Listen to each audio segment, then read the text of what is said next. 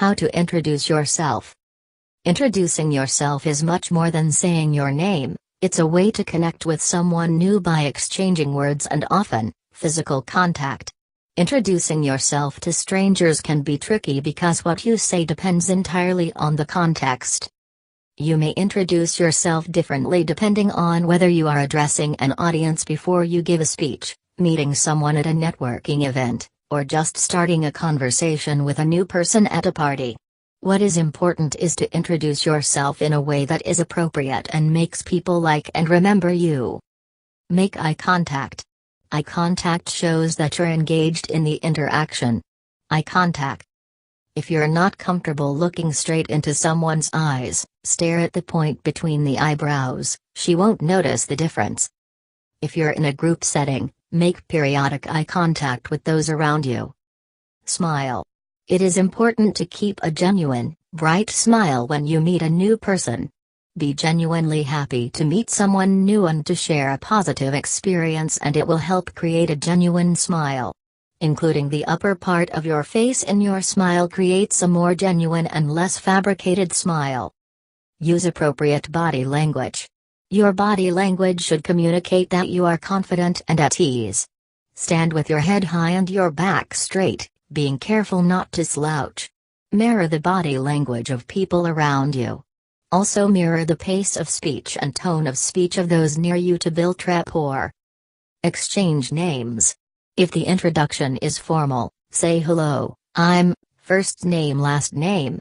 If it's informal, say hi, I'm, first name. Immediately after you've stated your name, ask for the other person's name by saying "What's your name?" in a pleasant tone. When you learn the other person's name, repeat it by saying "It's a pleasure to meet you, Pedro," or "Nice to meet you, Carolyn."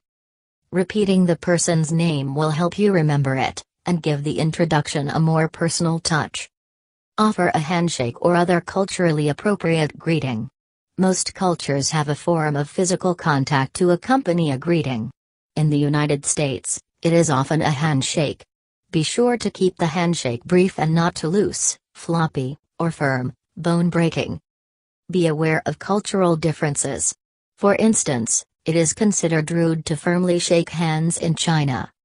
It is often appropriate to greet with a hug, especially if you're meeting a friend of a friend or an in-law. Hugs show more openness than a handshake. Women more often than men may prefer a hug to a handshake.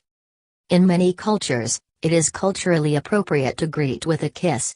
In South America, for instance, all women are greeted with one kiss, and in France, women are greeted with one kiss on each cheek. If you are unsure of the appropriate greeting, follow the other person's lead or watch how other people greet around you. Ask questions. It's important to show interest in the other person. Ask where she is from, what she does for a living, or ask about any common bonds you may have. Ask about what she loves to do and the passions she has in life. Show that you are engaged and interested in what she has to say. You may tell a little bit of your background in order to engage conversation and share about yourself. Telling someone where you work or that you love rock climbing is appropriate and may lead to more conversation topics. Don't take the opportunity to talk only about yourself. You will come across as selfish or uninteresting. Close the conversation. After you've met someone for the first time, you should end the conversation by restating that you enjoyed meeting. If the interaction was formal, say something like, "Mrs. Castro, I'm delighted to have met you." Greet the audience and state your name. If you're giving a speech, it's important to state your first and last name. As you say hello and give your name, remember to speak clearly and confidently. Say, "Good morning, I'm Shell Arnold," or "How is everyone doing today? My name is Lisa Carroll." Share some relevant information about yourself. After you provide your name, share why you and the speech are relevant, making sure you provide your credibility. The sort of information you share will depend on the audience and the subject you'll be talking about. If you're giving a speech about the importance of eating organic foods, tell people that you're a scientist, chef, or environmental professional. If you're giving a speech about child development, Be sure to include that you are a child psychologist. Provide any other relevant information. For instance, you can provide a brief background of your credible experience. My name is Erica Laforey and I am a professor of environmental science at Berkeley. Communicate effectively. From the very start, make sure your voice is loud enough for everyone to hear you. Avoid mumbling by enunciating your consonants crisply. You can even ask the audience if you are speaking loudly enough for all to hear. People will not be able to understand you or respect what you are sharing if they cannot hear you. Move your body. Stand with good posture, and move freely while you speak. Stand up tall, move your shoulders back instead of slouching, and keep your hands free, using them to gesture when necessary. If you don't have to stand behind a podium, then walk around to show the crowd how comfortable you are and to make yourself look less stiff. Say your full name. Make sure you provide your full name so that the person can remember your name. You can say, "Hi, my name is Mark Salazar," or "Hello, I'm Angela Grace," and they'll be more likely to remember you. Give a one-sentence description of what you do. If you're at a networking event, then it's likely that you'll be talking about what you do to a variety of people. So, what do you say when a new connection asks, "What is it that you do?" Do you launch into a 10-minute story about your career path? Do you reel off a list of your accomplishments in your field? Absolutely not.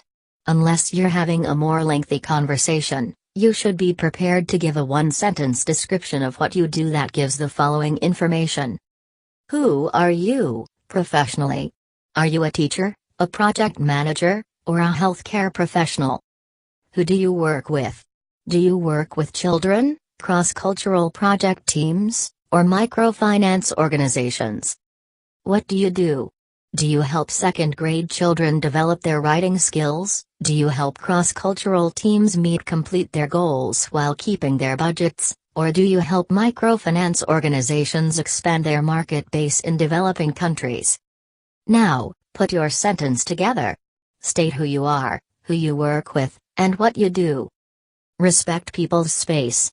If you have items, don't place them on recruiters' or presenters' tables. Respect their space and don't overwhelm them. You can also disrupt their materials, such as knocking over a poster or messing up pamphlets. Wait to be asked to exchange business cards, resumes, etc. Follow up with a question. If the person has asked you what you do first, don't just walk away and praise yourself for a job well done. Instead, ask the person what he or she does in return. This is not only polite, but shows that you have a real interest in this person's career path and want to build a meaningful connection. Say goodbye like a professional. Don't just wave and say, "Nice meeting you," and walk away from the person. Anyone you meet at a networking event can have the potential to help you in the future, so make sure that you make eye contact, repeat the person's name, and exchange business cards or any other pieces of relevant information before you walk away.